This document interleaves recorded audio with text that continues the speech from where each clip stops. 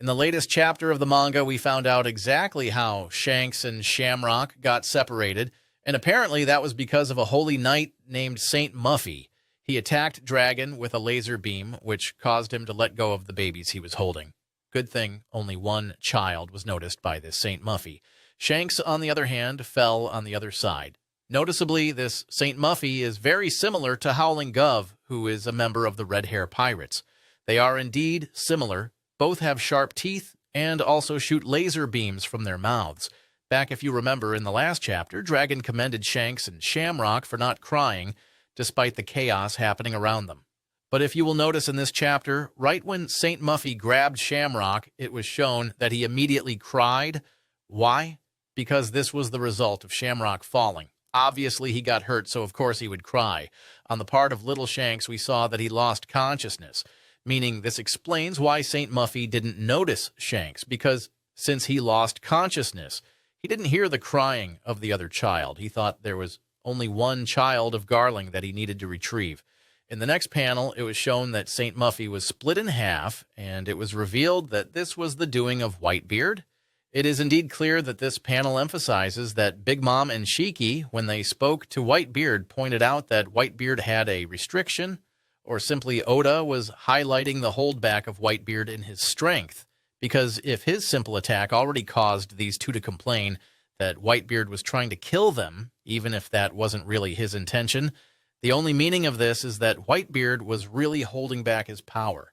If you really think about it, if Whitebeard was selfish, he could easily have destroyed the whole island of God Valley the moment he landed there.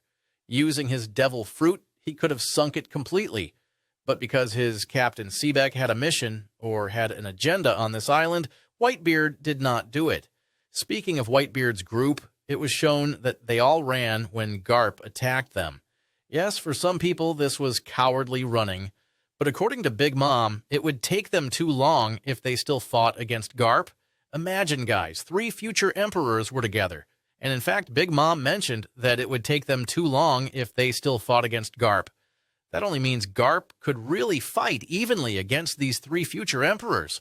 He could really fight these 3 at the same time, because if you think about it, these 3 are indeed very powerful. That's why they hold the title of emperors in the future, meaning the force of these 3 is unmatched in strength. So how would it take them too long to fight Garp if they worked together against him? The only meaning of this is that they respect that much the power Garp has. In one panel of this sequence, we can see Dragon called Garp Dad. So this confirms that Garp is truly Dragon's father. There was a speculation before that possibly it was Dragon's wife who was the real child of Garp, meaning Dragon was only a son-in-law. That speculation has now dissolved since Dragon himself confirmed this information. Anyway, this Heavenly Fury Blitz that Big Mom used to attack Garp is actually a German word which directly translates to lightning fire, where we saw that Big Mom really used it in her attack. Lightning from Zeus and fire from Prometheus. Though this attack was really strong, as Oda emphasized, even noticed by Kuma and Ivankov, it seemed like nothing for Garp. This is how durable this character Garp is.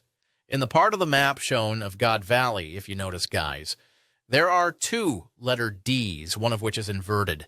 For me, this symbolizes the 2 sides of those who carry the initial D, meaning if there are evil ones, there are also good ones. If there is Luffy, there is Blackbeard. If there are Garp and Roger, there is Rox de Seebeck. Another curious detail in showing this map is the look of Seebeck. If you notice, he indeed looks like a clown similar to Buggy. Anyway, in the next panel, other members of the Rox Pirates were shown. The most talked about this week is Captain John, because indeed, similar to Eustace Kid, we can see he also has a metal arm, and we know his hands weren't originally like this. That's why many suspect that possibly Captain John was the original user of Eustace Kid's devil fruit, Jiki no Mi, which I also agree with. But the most curious character in that panel, for me, is not Captain John, but Jill Bastard. During chapter 1096, it was shown that Jill Bastard had 4 arms, similar when he was revived by Gecko Moria in the Thriller Bark arc.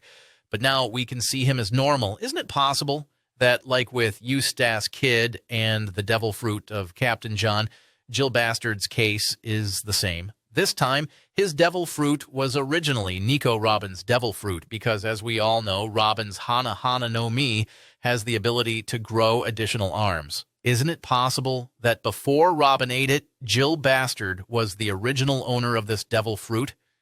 In the next panel, this was already the part of the confrontation of Summers and Shaki.